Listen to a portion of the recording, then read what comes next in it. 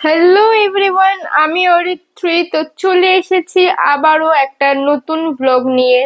তো সবাইকে উল্টো রথের অনেক অনেক প্রীতি শুভেচ্ছা আর আন্তরিক শুভকামনা। আশা করি রথের দিনটা তোমাদের সবার খুব ভালো কাটলো। আমারও কিন্তু রথের দিনটা খুবই ভালো কেটেছে। আজকে কিন্তু রোববারে খাওয়া দাওয়াটা একদম জমে গেছিল। আজকে একদম ট্রেডিশনাল বাঙালিয়ানা খাবার দাবার ছিল। তো তোমরা দেখতেই পাচ্ছ, কলা পাতায় গরম গরম ধোয়া ওঠা ভাত ছিল, তার সাথে ছিল মুচমুচে কাঁকরোল ভাজা, আর তার সাথে একদম কষা কষা করে মাটনের ঝোল ছিল। তোমরাই বলো, রোববার মানে রোববার কি মাটন ছাড়া চলে? তো মাটনের ঝোলটা দেখে কি তোমার লোভ লেগে যাচ্ছে এখনো, তোমাদের কি বলবো। আর তার সাথে ছিল স্যালাড। আর হ্যাঁ, কলা পাতায় খাওয়া কিন্তু শুধু ঐতিহ্য নয়, এর পিছনে কিছু দারুণ স্বাস্থ্যকর উপকারিতা আছে। আর কলা পাতায় খাওয়ার উপকারিতা আমি তোমাদের আগেই একটা ভিডিওয়ে বলে দিয়েছিলাম। তো আশা করি তোমরা সবাই জানো যে কলা পাতায় খাওয়াটা কতটা উপকারী। আর আজকে কিন্তু উল্টো রথ, আর আজকে এই পবিত্র আনন্দের দিনে আমি তোমাদের নিয়ে চলে যেতে চলেছি একদম স্পেশাল একটা জায়গায়। কিন্তু একটা জায়গায় না, আজ আমি তোমাদের নিয়ে যেতে চলেছি এমন দুটো দারুণ জায়গায়, যেখানে গেলেই তোমাদের জায়গাটা খুবই ভালো লাগবে আশা করি। তো ভিডিওটা স্কিপ না করে পুরোটা দেখতে থাকো। আর দেখো, আমি কিন্তু তোমাদের সাথে কথা বলতে বলতে অলরেডি পৌঁছে গেছি। তো আমরা চলে এসেছিলাম নেতাজি ইনডোর স্টেডিয়ামে, যেখানে চলছিল আনন্দবাজার পত্রিকা টুরিস্ট স্পট। তো যারা কিন্তু ঘুরতে যেতে ভালোবাসো, নতুন নতুন জায়গায় ঘুরতে যেতে ভালো লাগে, তাদের জন্য কিন্তু এই জায়গাটা খুবই ভালো ছিল। তো এখানে কিন্তু এলে তোমাদের মনে হবে যেন সারা পৃথিবীটাই তোমাদের হাতের মুঠোয় চলে আসবে। এখানে এই জায়গাটা কিন্তু যারা ঘুরতে যেতে ভালোবাসে তাদের কাছে একটা স্বর্গের মতো মনে হবে। তো গাইস, তোমরা এতক্ষণে আশা করি খেয়াল করেছো যে আজকে আনন্দবাজার পত্রিকার টুরিস্ট স্পটে অনির্বাণ ভট্টাচার্য গেছিলেন।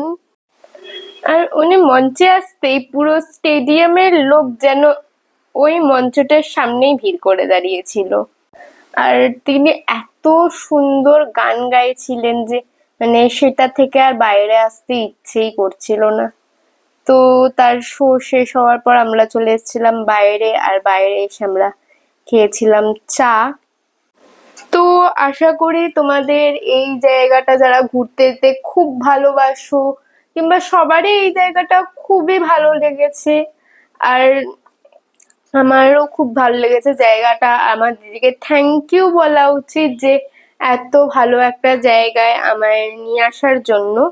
তো এরপরও কিন্তু আমরা একটা দারুণ জায়গায় যেতে চলেছি। তো ভিডিওটাকে স্কিপ না করে পুরোটা দেখতে থাকো। দেখো, দিদি এখানে দাঁড়িয়ে আছে। আমাদের একটা মেলায় যাওয়ার কথা ছিল, সেটা ময়দানে।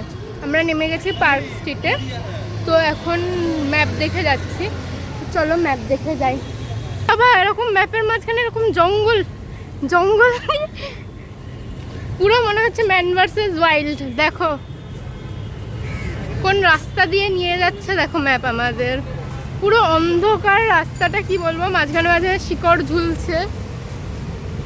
রাস্তাটা ফোনে তো ভালো করে বোঝা যাচ্ছে না, কিন্তু কি বলবো গাইস, রাস্তাটার ব্যাপারে দেখো তোমরা রাস্তাটা। তো দেখো, আমরা কিন্তু অলরেডি পৌঁছে গেছি জায়গাটা দেখো কতটা সুন্দর। আর আমরা পৌঁছে গিয়ে দেখেছিলাম যে ওখানে ভোগ বিতরণ হচ্ছে, তো আমরাও কিন্তু ভোগ নিয়ে নিয়েছিলাম। তো আজকে আমি তোমাদের এমন একটা জায়গায় নিয়ে চলে এসেছি যেখানে পা রাখতেই তোমাদের মনটা এক নিমেষে শান্ত হয়ে যাবে। হ্যাঁ বন্ধুরা, আমি কথা বলছি কলকাতার ঐতিহাসিক ময়দানে বসা ইসকন থিমের সেই মেলাটি নিয়ে, যা মূলত আমাদের পরম আরাধ্য রথযাত্রা উপলক্ষে আয়োজন করা হয়েছে। এই মেলার পুরো থিমটা সাজানো হয়েছে রথযাত্রাকে কেন্দ্র করে। আর এখানকার পরিবেশটা এতটাই পবিত্র ও শান্ত যে একবার এখানে গেলে আর আসতে ইচ্ছে করে না। আর কি বলবো বন্ধুরা, ময়দানের এই ইস্কন মেলায় আসার আসল প্রাপ্তি কোনটা জানেন? যখন সামনে দেখলাম পরম আরাধ্য প্রভু জগন্নাথ, বলরাম আর মা সুভদ্রার সেই সুসজ্জিত মূর্তি, তখন মনটা একদম ভরে গেল। তো বন্ধুরা, আজকে এই উল্টো রথের বিশেষ পবিত্র দিনে প্রভু জগন্নাথের একটি অদ্ভুত ও অলৌকিক গল্প তোমাদেরকে শোনাবো, যা শুনলে গায়ে রীতিমতো কাঁটা দিয়ে উঠবে। গল্পটা অনেক বছর আগের। উড়িষ্যার এক ছোট্ট গ্রাম। সেখানে এক অতি সাধারণ গরিব বৃদ্ধ বাস করত। তার পরিবারে কেউ ছিল না, সহায় সম্পত্তি বলতেও কিছু ছিল না।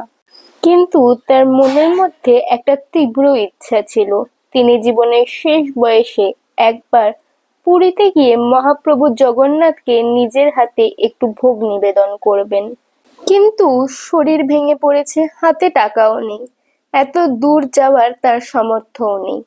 তিনি সারাদিন নিজের কুটিরে চোখের জল ফেলতেন আর বলতেন, প্রভু, আমি তো আপনার কাছে যেতে পারলাম না, তুমি কি একবার আমার এই জীর্ণ কুটিরে আসবে না? বৃদ্ধর সেই বুক ফাটা কান্না আর নিখাদ ভক্তি পৌঁছালো সোজা পুরীর মন্দিরের গর্ভস্থলের গভীরে। এদিকে উল্টো রথের ঠিক আগের দিন রাতে প্রধান পুরোহিত মশাই ঘুমিয়ে এক অদ্ভুত স্বপ্ন দেখলেন। স্বপ্নে স্বয়ং প্রভু জগন্নাথ তাকে নির্দেশ দিলেন, কাল উল্টো রথের দিন মন্দির থেকে যখন রথ গড়ায় টান পড়বে, তখন রথের রশ্মি ধরার আগে আমার একটি বিশেষ প্রসাদ নিয়ে অমুক গ্রামে সেই বৃদ্ধার কুটিরে চলে যাবি। ঘুম ভেঙে যাওয়ার পর তিনি অনেক অবাক হলেন। তিনি সারা রাত আর ঘুমাতে পারলেন না। পরের দিন উল্টো রথের সাজো সাজো রব পড়ে গেছে। চারিদিকে ঢাক, ঢোল, শঙ্খধ্বনি আর হাজার হাজার ভক্তের জয় জগন্নাথ ধ্বনিতে মেতে উঠেছে পুরী। রথ টানার ঠিক আগের মুহূর্তেই পুরোহিত মশাই আর সময় নষ্ট না করে প্রভুর সেই প্রসাদ নিয়ে সোজা রওনা দিলেন সেই গরিব বৃদ্ধার বাড়িতে। গ্রামে পৌঁছে সেই ছোট্ট কুটিরের সামনে যখন তিনি পৌঁছালেন, তখন যা দেখলেন তা দেখে তার চোখ কপালে উঠে গেল।